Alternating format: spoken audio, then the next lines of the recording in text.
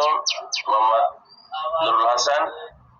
আমার চেম্বার শ্যামপুর মাতর বাজার সংলগ্ন।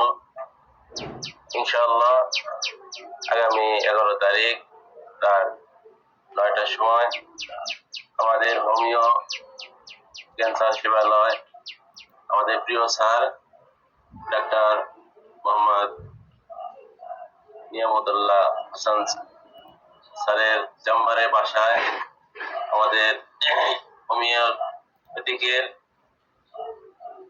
জনক ডাক্তার সামিল হেনিমিন সাহেবের জন্ম তারিখ।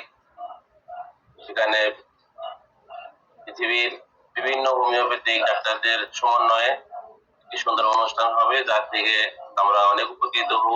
আমিও থাকবো, আপনারাও থাকবেন, আমরা সকলেই মিলেমিশে হোমিওপ্যাথিটাকে আরো এগিয়ে নিয়ে যেতে পারি এবং চিকিৎসা সকলকে দিতে পারি ইনশাআল্লাহ।